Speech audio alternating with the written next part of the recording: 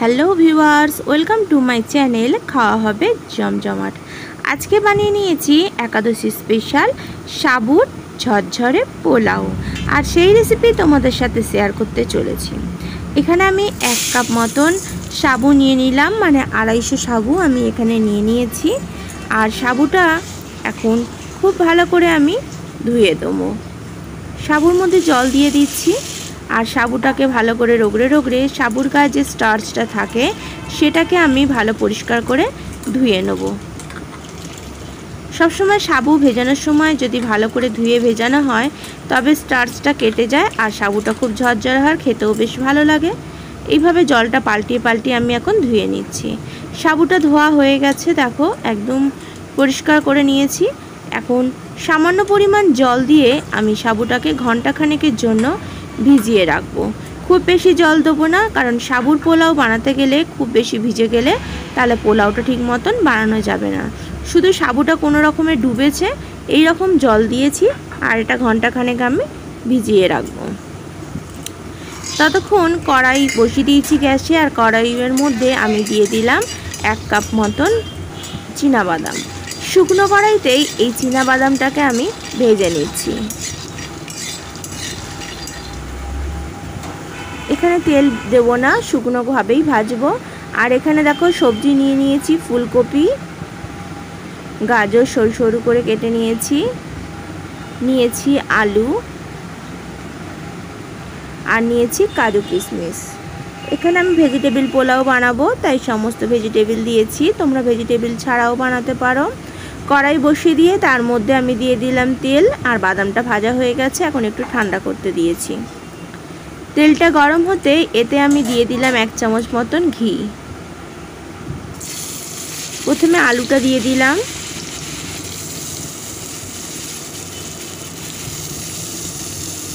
এখানে আমি sunflower oil ব্যবহার করেছি। এখন আমি আলুটাকে আগে ভালো করে একটু নরম করে ভেজে নিচ্ছি। এবার এর মধ্যে দিয়ে দেবো কপিগুলো খুব ছোট ছোট করে কেটে রেখেছি, আর কপিটা এখন এতে আমি দিয়ে দিচ্ছি। কপিটা দিয়েও বেশ ভালো করে একটু নাড়াচাড়া করে মিশিয়ে নিচ্ছি। কপি আলুটা একটু নরম হতে দেবো। ততক্ষণ দেখো বাদাম যেটা শুকনো কড়াইতে ভেজে নিয়েছিলাম আমি খোসাগুলোও ছাড়িয়ে নিয়েছি, আর এটা এখন মিক্সিতে আমি গুঁড়ো করে নিচ্ছি। দেখো খুব বেশি একদম ডাস্ট করে নিয়ে একটু আধ ভাঙা অবস্থায় রেখেছি। তবে সাবুর পোলাও কী করে ঝরঝরে বানাবে এই ভিডিওতে সেই টিপসটাও আমি দিয়ে দেবো। আর সাবুটা দেখো একদম ঝরঝরে হয়ে ভিজেছে, একটার সাথে একটা গায়ে লেগে নিয়ে জলটা সমস্ত অ্যাবজর্ব হয়ে গেছে। আর এদিকে সবজিগুলোও ভাজা হয়ে এসছে, এখন আমি কেটে রাখা গাজরগুলোও দিয়ে দিচ্ছি। সমস্ত সবজিগুলো একসাথে একটু ভাজা করে নিচ্ছি। যে কোনো উপোসের দিন এটা বানাতে পারো। যারা সাবু অনেকেই আছে বন্ধুরা তোমরা খেতে পারো না সাবু, মিষ্টি সাবুটা, তো তারা উপোসের দিন এই আইটেমটা বানিয়ে খেতে পারো। আশা করি তোমাদের খুবই ভালো লাগবে।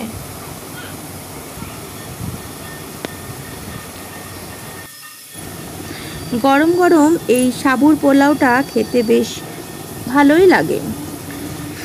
যারা আজকের ভিডিওটা প্রথম দেখছো চ্যানেলটিকে সাবস্ক্রাইব করে পাশে থাকা বেল আইকনটিতে অবশ্যই ক্লিক করো, যখন যে রেসিপি আপলোড করব তার নোটিফিকেশান সবার আগে তোমার কাছে পৌঁছানোর জন্য। লাইক করো, কমেন্টস করো, শেয়ার করো।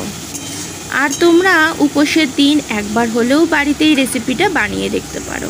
আমি এখানে ঝালের জন্য একটু কাঁচা লঙ্কা কুচিয়ে নিয়েছি 2টো, সেই কাঁচা লঙ্কা কুচিটা দিয়ে দিলাম। তোমরা যে যেরকম ঝাল পছন্দ করো সেই হিসাবে তোমরা ঝাল এখানে অ্যাড করে নিতে পারো।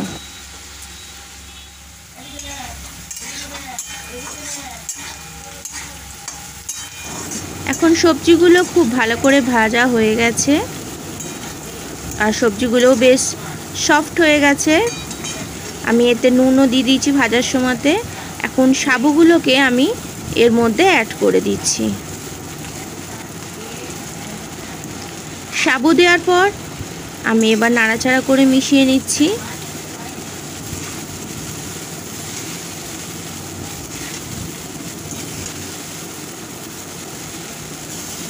সাবুটা গরম হলেই দেখবে অনেকটা কড়ার মধ্যে গায়ে জড়িয়ে যায়। আর এটা যত নাড়া হবে এটা আস্তে আস্তে ট্রান্সপারেন্ট মতন হয়ে যায়, তখন বুঝে যাবে সাবুটা সফট হয়ে গেছে। তোমরা হাতে চিপে নিয়েও দেখতে পারো সাবুটা সফট হয়েছে কিনা। আমি খুব ভালো করে মিশিয়ে নিচ্ছি। এর মধ্যে কাজু কিশমিশটাও দিয়ে দিচ্ছি। তবে কাজু কিশমিশ তোমরা আগে ভেজে নিয়েও দিতে পারো সবজির সাথে।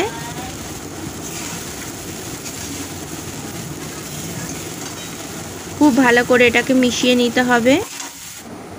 সাবুটা ভালো মতন ভাজা হয়ে গেছে বলে দেখো কালারটা কীরকম চেঞ্জ হয়ে গেছে। নুন মিষ্টি অ্যাড করে দিয়েছি। আর এখানে আমি গুঁড়ো করে রাখা বাদামটা দিয়ে দিলাম।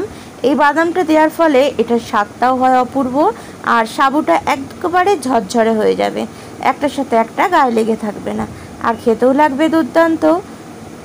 দেখো এখন কিন্তু সাবুটা একটু জড়ানো জড়ানো আছে, কিন্তু এই বাদামটা দেওয়ার পর এটা কিছুক্ষণ নাড়াচাড়া করে নিলেই এটা একেবারে ঝরঝরে হয়ে যাবে। তোমরা এই অবস্থাতে 1 চামচ ঘি এখানে অ্যাড করে দিতে পারো। এটা সম্পূর্ণ অপশনাল।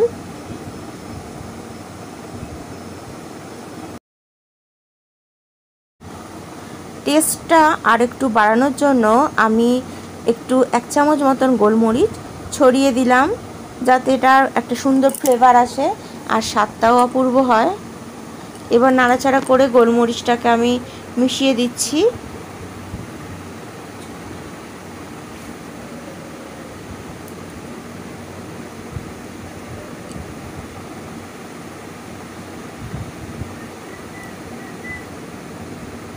রেডি আমার আজকের সাবুর পোলাও।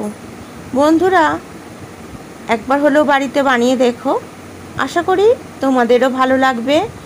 আর যদি রেসিপিটি ভালো লেগে থাকে চ্যানেলটিকে সাবস্ক্রাইব করে পাশে থাকা বেল আইকনটিতে অবশ্যই ক্লিক করো, যখন যে রেসিপি আপলোড করব তার নোটিফিকেশান সবার আগে তোমার কাছে পৌঁছানোর জন্য।